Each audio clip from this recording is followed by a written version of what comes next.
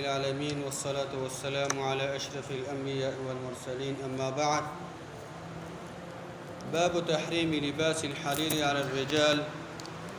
وتحريم جلوسهم عليه واستنادهم إليه وجواز لبسه للنساء كتاب رياض صالحين يوصلوا دوشتم نمبر باب دي په باره د دې کې چې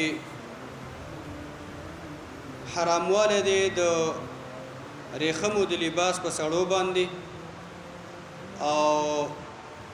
په دغه ریخمو په لباس باندې کې ناستل د دې حرامواله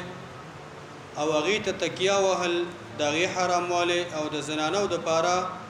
د ریخمو د لباس د جواز مسله دلته بیانېږي. أول نمبر حديث عن عمر بن الخطاب رضي الله عنه قال قال رسول الله صلى الله عليه وسلم عمر بن الخطاب نروایت داوی چې رسول الله صلى الله عليه وسلم فرمایلی دي لا تلبسوا الحرير تاسو درېخم لباس ما چوي اغوندي فإن من لبسه في الدنيا لم يلبسه في الآخرة یقینا چا چې د ریخمو لباس په دنیا کې واچو په آخرت کې با اغا د ریخمو لباس هغه با نه چي. دا حدیث متفقون علیه دی یعنی چا چې په د ریخمو لباس په دنیا کې استعمال کو جامې ته جوړو کړي سړو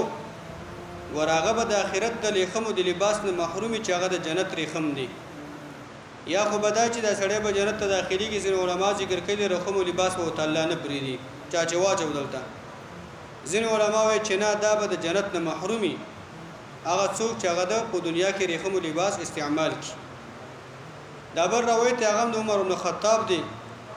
هغه وایي چې رسول الله صلی الله علیه وسلم نه ما اوریدلی دی الله پیغمبر فرمایي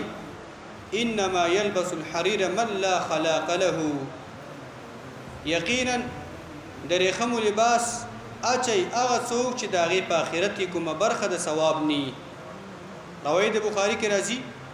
من لا خلاق له في الاخره هغه څوک د ریخمو لباس اچي چې هغه په آخرت کې داغه د پاره څه برخه د ثواب ني. یعنی څوک چې د ریخمو لباس په دنیا کې استعمالي آخرت کې به داغه ته دغه شان د ثواب او د بدلی د جنت چې کوم نعمتونه دي هغه نه به الله محرومي الله دې موږ تاسو دغه نه وساتي. دریم نمبر روایت انس رضی فرمای رسول الله صلی الله علیه وسلم فرمایلی دي من لبس الحرير في الدنيا لم يلبسه في الاخره متفق علیه روایت دی. الله پیغمبر فرمای چا چې په دنیا کې د ریخمو لباس واچو لم يلبسه في الاخره هغه په آخرت کې د ریخمو لباس هغه ته هغه بنا چي داغه نه باغه محرومي. سرور نمبر حدیث علی زم فرمای رأيت رسول الله صلى الله عليه وسلم اخذ حريرا فجعله في يمينه دا وی چې ما رسول الله صلى الله عليه وسلم ولیدو او هغه د ریخم را واخستل او په دې خلاص کې واچول وذهبا فجعله في شماله او سر زر را واخستل او په دې ګس لاس کې واچول. ثم قال بي نبی صلی الله علیه وسلم فرمایل ان هذين حرام على ذكور امتي یزما امت د آیات ساتي چې یقینا دا دواړه شیان ارچری خم دي او سر زر دي دا زما د امت په نارینه مېدا حرام دي دا بنا چی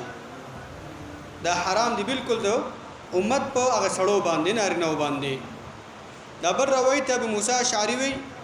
ان رسول الله صلى الله عليه وسلم قال يقينا رسول الله صلى الله عليه وسلم فرمایلی دي حرم لباس الحرير والذهب على ذكور امتي حرام کړی شوی دی د ریخمو لباس او سرزر زما د امت په نارینه باندې او احل لاناثهم او ریخم او دغه شان د سرزر د حلال کړی شوی دی زما د امت په زنانو حلال کړی شوی دي زما د امت په زنانو باندې یا نارینه د پاره دواړه حرام او د زنانو د پاره دواړه جایز. اخیرنه روایت په دې باب کې ختميږي. حذیفه بن یمان وی نهانا النبي صلى الله عليه وسلم ان نشرب في آنية الذهب والفضة مونږ نبی صلی الله علیه وسلم منع کړي چې د سرو زرو په لوښو کې او د سپینو زرو په لوښو کې د موږ سکل وکړو، اوبه دې پکې وڅښو یا شربت دې پکې وڅښو، په هغې کې د سکل وکړو. وان ناکل فیها، او د الله پیغمبر مونږ منع کړي چې خوراک وکړو د سرو زرو د سپینو زرو په لوښو کې. وعن لبس الحریر والدیباج، او د الله پیغمبر مونږ منع کړي د جامې او د لباس اغوستلو د ریخمو نه. ریخم حریر او دیباج دا دواړه ریخم دي، دیباج هم یو قسم د ریخمو دی. د دې دواړه مونږ دغه شان ته منع کړي چې د دې هغه جامه دې مونږ واچو، دا دې مونږ واغوندو. وان نجلس علیه، او د الله پیغمبر مونږ د دې نه منع کړي چې دغه شان ته په دې باندې د مونږ کینو، هغې نه د فرش جوړ کړو او یا یې د هغې نه بالښتونو دپاره استرې جوړې کړو. د دې نه مونږ د الله پیغمبر منع کړي چې په دې به تکیه هم نه وو، په دې به مونږ کینو هم نه وو. یعنې دا ټول روایتونه دلیل دی په دې باندې چې د نارینهو دپاره ریخمو استعمال د هر رنګه حرام دی او د زنانو دپاره دا جایز دی. خو یو روایت کې راځي، صحیحان روایت د بخاري او مسلم دی، د نارینهو دپاره سپین د ریخم چې دي دا 2 ګوتې یا 3 ګوتې یا 4 ګوتې، دا دومره مقدار کې ولا جایز دي. د یوې نښې دپاره په لباس باندې سړی داسې شوق ډېر لري نو ویې لګوي، نو دا جایز دی، شریعت ته جواز ورکړی دی. دلیل په دا روایت دی، عمر بن الخطاب رضی الله عنه وی ان رسول الله صلی الله علیه وسلم نهى عن الحرير الا هكذا، نبی صلی الله علیه وسلم د ریخمو د استعمال نه د سړو دپاره منع کړې ده، مگر هكذا، مگر داسې. واشار باصبعيه اللتين تليان الابهام، او نبی صلی الله علیه وسلم په دې 2 ګوتو باندې اشاره وکړه چې دې ته ویل کېږي په عربۍ کې وسطا، او دې ته ویل کېږي دغه شان ته سبابه، او دې ته ویل کېږي ابهام. کومې چې د غټې ګوتې خواته کومې دا 2 ګوتې نبی اسلام داسې کړې، دومره اندازه کې مقدار د سړو دپاره ریخمو استعمال په لباس کې لګولی شي، جایز دی ورله. یعنې دا هم د جواز صورت د بهتروالي صورت نه دی. بهتره دا ده چې سړي دغه شان د ریخمو استعمال نه بالکل ځان وساتي. سړی شوق لري نو دغه 2 ګوتې 3 ګوتې 4 ګوتې پورې جایز دي چې هغه په لباس کې استعمال کړي. او اما سره زر د سړو دپاره مطلقاً شریعت حرام ګرځولی، هغه بالکل نشي حرامولی بغیر د ضرورت نه. اما ضرورت یو شي راشي، الضرورات تبيح المحظورات، دا په شریعت کې یوه قاعده ده چې ضرورت داسې ضرورت چې لابودي د هغې نه شریعت د هغې